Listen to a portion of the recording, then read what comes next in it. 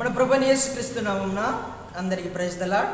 నేటి హెబ్రోను క్యాలెండర్ వాగ్దానము కీర్తన గ్రంథము 119వ అధ్యాయము 105వ వచనము. నీ వాక్యము నా పాదములకు దీపమును నా త్రోవకు వెలుగునై ఉన్నది. దేవుని వాక్యము పాదములకు దీపము. దీపం ఏం చేస్తుంది?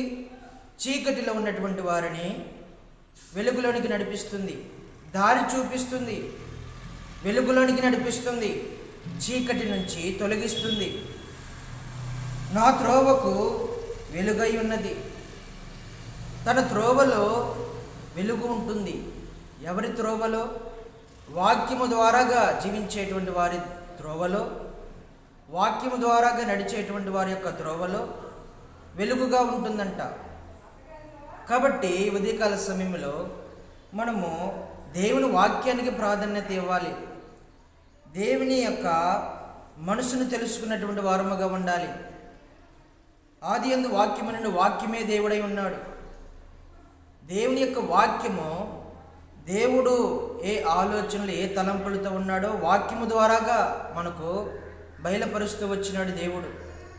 ఇక్కడ సామెతల గ్రంథము 6వ అధ్యాయము 23వ వచనంలో ఆజ్ఞ దీపముగాను ఉపదేశము వెలుగుగాను ఉన్నను, శిక్షార్థమైన గద్దింపులు జీవ మార్గములు. ఆజ్ఞ దీపముగా ఉంటుందంట, ఉపదేశము వెలుగుగా ఉంటుందంట. కాబట్టి ఉదయకాల సమయంలో మనము దీపముగా ఆధారము చేసుకొని, మన పాదములకు దీపమును ఆధారము చేసుకొని ఆజ్ఞతో నడిచేటువంటి వారముగా ఉండాలి. ఆ దీపము ఉండాలంటే దేవుని ఆజ్ఞ ఉండాలి. మన పాదములకు దీపము ఉండాలి అని అంటే మన జీవితంలో వాక్యం ఉండాలి. వాక్యము లేకపోతే మన పాదములకు దీపం ఉండదు. వాక్యము లేకపోతే మన జీవితాలకు వెలుగు ఉండదు. కీర్తన గ్రంథము 43వ అధ్యాయంలో నీ వెలుగును నీ సత్యమును బయలుదేరనిము, అవి నాకు త్రోవ చూపుతాయి. నీ వెలుగు నీ సత్యము బయలుదేరనిము నాకు త్రోవ చూపిస్తాయి. దేవుని మార్గము, దేవుని యొక్క తలంపులు మనము గుర్తెరిగేటువంటి వారముగా ఉండాలి. మన త్రోవలకు వెలుగును చూపిస్తాయి. కీర్తన గ్రంథము 40వ అధ్యాయము 3వ వచనములో నా పాదములు బండపైన అడుగులను స్థిరపరిచి బలపరిచితివి అని అంటాడు కీర్తనకారుడు దావీదు గారు. అడుగులు, పాదములు బండ మీద స్థిరపరిచినాడు దేవుడు. కాబట్టి ఇక్కడ మన పాదములు స్థిరపరచబడాలి అన్నా, మన పాదములకు దీపముగా ఉండాలి అన్నా వాక్యమును ఆధారం చేసుకోవాలి, వాక్యముతో నడవాలి, వాక్యానుసారంగా జీవించాలి. అది ఉదయకాల సమయంలో మనం నేర్చుకోవాలి. అందుకనే కీర్తనకారుడు ఏమంటాడు? కీర్తన గ్రంథము 119వ అధ్యాయములో 72వ వచనంలో వేల కొలది వంటి బంగారము నాణ్యముల కంటే నీవిచ్చిన ధర్మశాస్త్రము నాకు మేలయ. చూడండి, వెండి బంగారాలు కాదు, అష్ట ఐశ్వర్యములు కాదు, పేరు ఘనతలు కాదు. దేవుని ధర్మశాస్త్రం ఉంటే మేలు కదయా, దేవుని వాక్యం ఉంటే మేలు కదయా. అది జుంటి తేనె దారుల కంటే ఎంతో మధురమైనటువంటిది. అది జీవితాలను బాగు చేసేటువంటిది.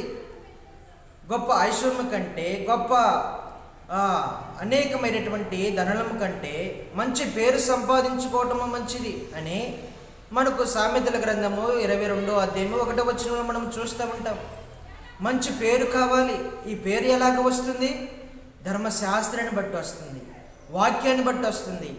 అందుకని మనకు 119వ కీర్తనలో మనం ఫస్ట్ కాడ నుంచి చూస్తే 119వ కీర్తనలో 9వ వచనంలో యవ్వనులు దేని చేత తమ నడతను శుద్ధిపరుచుకుందరు, నీ వాక్యమును బట్టి దానిని జాగ్రత్తగా చూచుకునే చేతనే కదా.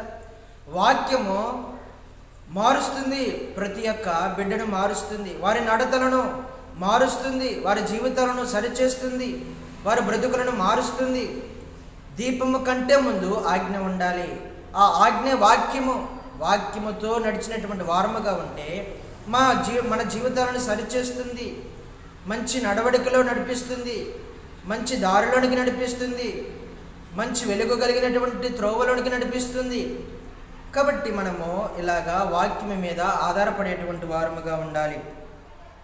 తర్వాత 17వ వచనంలో నీ వాక్యమును బట్టి నేను నడుచుకొనుచుందును అని అంటాడు. నీ వాక్యమును బట్టి నేను నడుచుకొనుచుందును.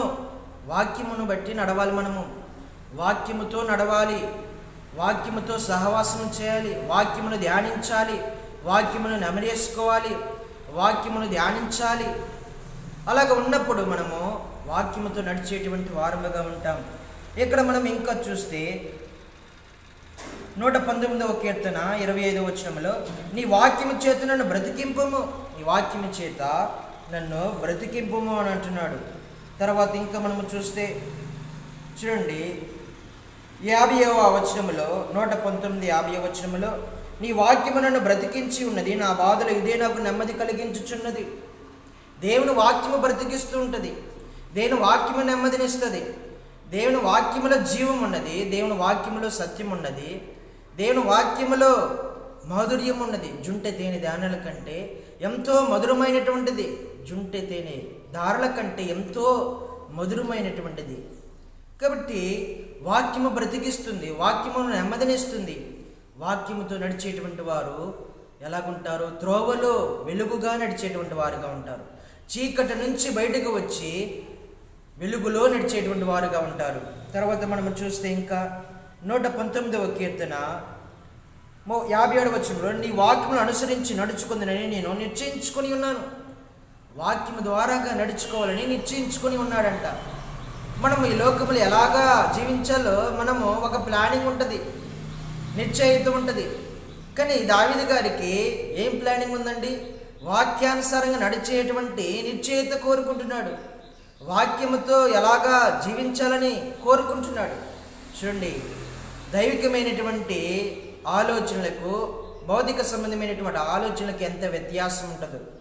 తర్వాత ఇంకేమంటున్నాడంటే, కీర్తన గ్రంథము 119వ అధ్యాయములో 119వ అధ్యాయము 81వ వచనంలో, నీ రక్షణ కొరకు నా ప్రాణము సమస్యలుచున్నది, నేను నీ వాక్యం మీద ఆశ పెట్టుకొని ఉన్నాను. మనుషుల మీద ఆశ పెట్టుకోవట్లేదండి, రాజుల మీద ఆశ పెట్టుకోవట్లేదు, బంధు జనాంగాల మీద ఆశ పెట్టుకోవట్లేదు. ఎవరి మీద ఆశ పెట్టుకుంటున్నాడు? దేవుని మీద ఆశ పెట్టుకుంటున్నాడు. నన్ను సృష్టించింది ఆయన, నన్ను నిర్మించింది ఆయన. అందుకని ఇక్కడ ఏమంటాడంటే 73వ వచనంలో, నీ చేతులు నన్ను నిర్మించి నాకు రూపు ఏర్పరచును, నేను ఆజ్ఞలు నేర్చుకున్నట్టు నాకు బుద్ధి దయచేయము. మీ చేతులు నన్ను నిర్మించినాయ్యా, మీ చేతులతో నాకు రూపం ఇస్తూ వచ్చినవయ్యా, నన్ను ఏర్పాటు చేసుకున్నవయ్యా, నీ ఆజ్ఞలను నేర్చుకున్నట్టుకు నాకు బుద్ధి దయచే అని అంటున్నాడు. చూడండి, దేవుని వాక్యము నేర్చుకోవడానికి ఎంత ఇష్టపడుతున్నాడు, బుద్ధి దయచేయమంటున్నాడు. మనమైతే ఇంకా చెడిపోవడానికి ఇష్టపడతాము, నాశనానికే వెళ్ళిపోతూ ఉంటాము. దేవుని వాక్యము దగ్గరికి రాము, దేవుని వెలుగులోనికి రాము, దేవుని యొక్క అడుగు జాడలోనికి రాము. కాబట్టి ఇక్కడ దావీదు గారు అలాగా ఆశ పెట్టుకున్నటువంటి వాడుగా కనిపిస్తూ ఉన్నాడు. తర్వాత మనము చూస్తే 119వ కీర్తన 119వ కీర్తనలో ఇంకా ఆయన వాక్యము 103వ వచనంలో, నీ వాక్యములు నా జీవహకు ఎంతో మధురములు, అవి నా నోటికి తేనె కంటే తీపిగా ఉన్నవి. చూడండి, అవి తేనె కంటే తీపిగా ఉన్నవంట. రుచికరమైనటువంటి తీపి ధనములో ఎక్కువ తేనెను పోలుస్తూ ఉంటారు. తేనె ఎక్కువ అంటారు, దానికంటే మధురం అంట, దానికంటే శ్రేష్టం అంట. అవి నా నోటికి తేనె కంటే తీపిగా ఉన్నాయి అని అంటున్నాడు. అలాగా మనము కూడా జీవించడానికి ప్రయత్నం చేయాలి, వాక్యముతో జీవించడానికి ప్రయత్నం చేయాలి. అప్పుడు మన పాదములకి ఏందండి, మన చూపులకు, మన చెవులకు, మన అవయవాలకు దేవుడు దీపముగా వెలుగుగా నడుస్తాడు.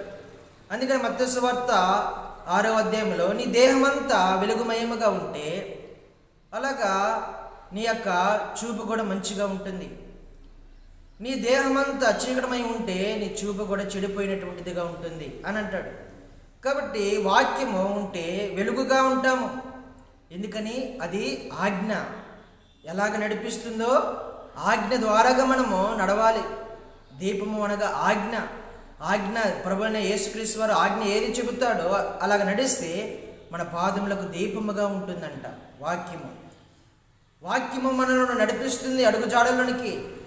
అందుకని యోబు భక్తుడు 23వ అధ్యాయము 11వ వచనంలో, నీ అడుగు జాడలు యందు నేను నడుచుకున్నటకు నేను నా మార్గములను విడిచి తిరిగిన వాడును కానంటాడు. నా అడుగు జాడలను విడిచి తిరిగిన వాడును కానంటాడు. దేవుని అడుగు జాడలను నడిచినటువంటి వాడు దావీదు గారు, యోబు గారు. కాబట్టి ఉదయకాల సమయంలో మనం దేవుని వాక్యానికి ప్రాధాన్యత ఇవ్వాలి. దేవుని వాక్యమును ధ్యానించాలి, దేవుని వాక్యమును కంఠస్థం చేయాలి, దేవుని వాక్యమును నెమరు వేసుకుంటూ రావాలి. ఎందుకని అది బ్రతికిస్తుంది, నెమ్మదినిస్తుంది, సంతోషాన్ని ఇస్తుంది, మనకు ఎంతో ఆదరణ ఇస్తుంది, మన బ్రతుకులను ఎంతో బ్రతికించేటువంటిదిగా ఉంటుంది. ఈ ఉదయకాల సమయంలో మనం అలాగా వాక్యానికి ప్రాధాన్యత ఇచ్చేటువంటి వారముగా, వాక్యముతో నడిచేటువంటి వారముగా ఉండాలి. కాబట్టి ఇక్కడ 148వ వచనంలో, నీవిచ్చిన వాక్యముని ధ్యానించుటకై నా కన్నులు రాత్రి జాములు కాకమునిపే తెరుచుకొందును. చూడండి, దేని వాక్యమును చదవటానికి, దేని వాక్యానుసారంగా జీవించడానికి, దేవుని అడుగుజాడలను జీవించడానికి, దేవుని యొక్క మనసు, దేవుని యొక్క హృదయముతో జీవించడానికి ఎంత ఇష్టపడుతున్నాడో దావీదు గారు. త్రోవలో వెలుగు ఉండాలి అంటే, పాదములకు దీపం ఉండాలంటే వాక్యము కావాలి. వాక్యము లేకుండా దీపం రాదు, వాక్యము లేకుండా వెలుగు రాదు. ఆ వాక్యము ప్రభుని యేసుక్రీస్తు వారే శరీరధారిగా వచ్చినాడు, సశరీరుడిగా వచ్చినాడు. కాబట్టి వాక్యమును ఆధారం చేసుకోవాలి. మన కోసము శరీరధారిగా మా రక్త మాంసములతో వచ్చినాడు. చూడండి, వాక్యముతో ప్రభుని యేసుక్రీస్తు వారిని పోల్చుకొని నడిచేటువంటి వారముగా ఉండాలి. గురి గమ్యము పెట్టుకొని నడిచేటువంటి వారముగా ఉండాలి. ప్రభుని యేసుక్రీస్తు వారికి మనము ప్రాధాన్యత ఇచ్చేటువంటి వారముగా ఉండాలి. వాక్యము, ఆ వాక్యమే శరీరధారిగా వచ్చినాడు, వెలుగై ఉన్నాడు, వెలుగుగా వచ్చాడు. అందుకని మీరు లోక సంబంధులు కాదు, వెలుగు సంబంధులు అని అంటాడు. మనము వెలుగు సంబంధులము, చీకటి సంబంధము కాదు. చీకటి నుంచి మనము బయటకు వచ్చినాము. దావీదు గారు, నీ వాక్యము నా పాదములకు దీపమయ్యా, ఆజ్ఞతో నడిచినటువంటి వాడు, దేవుని షరతులతో నడిచినటువంటి వాడు, దేవుని మార్గంలో నడిచినటువంటి వాడు. దావీదు గారు త్రోవలో వెలుగుగా నడిపించింది ప్రభుని యేసుక్రీస్తు వారే. అలాగా దేవుడు ఈ ఉదయకాల సమయంలో మనందరినీ అలాగా నడిపించునుగాక. ప్రార్థించుకుందాం. పరిశుద్ధుడా, ప్రేమగల తండ్రి, మీ పరిశుద్ధ నాన్ని బట్టి వందనాలు స్తోత్రాలు చెల్లిస్తున్న ప్రభా, ఈ ఉదయకాల సమయంలో ప్రభా మాతో మాట్లాడినందుకు వందనాలు. మీ వాక్యముకు ఉన్నటువంటి ప్రాధాన్యత మేము నేర్చుకోవడానికి సహాయం చేయండి. మీ వాక్యము మా జీవితాలని బాగు చేస్తుంది, పరిశుద్ధపరుస్తుంది, నెమ్మదినిస్తుంది, సంతోషాన్ని ఇస్తుంది, నెమ్మదినిస్తుంది, ఆనందాన్ని ఇస్తుంది, మా బ్రతుకులో శాంతి సమాధానమును దయచేస్తుంది. ప్రభుని యేసుక్రీస్తు వారు శరీరధారిగా వాక్యము ద్వారాగా వెలుగై ఈ భూమి మీదకి వచ్చినాడయ్యా. అలాగా వాక్యము ఆధారం చేసుకుని ప్రభుని యేసుక్రీస్తుని ఘనపరిచే వారముగా, వాక్యానుసారంగా జీవించేటువంటి వారముగా, మా జీవితాలలో దీపముగా, వెలుగుగా, మా త్రోవలకు, మా మార్గాలకు, మా చూపులకు, మా క్రియలకు ప్రతీది ప్రభు వాక్యమును ఆధారం చేసుకుని నడిచేటువంటి భాగ్యము ఒక దైత్యమని ప్రార్థన చేస్తూ ఈ నా ప్రార్థన ప్రభుని యేసుక్రీస్తు వారి పరిశుద్ధ నామంలో ప్రార్థించి అడిగి విడుకున్నాం తండ్రి. ఆమేన్. అందరికి ప్రైజ్ ద లార్డ్.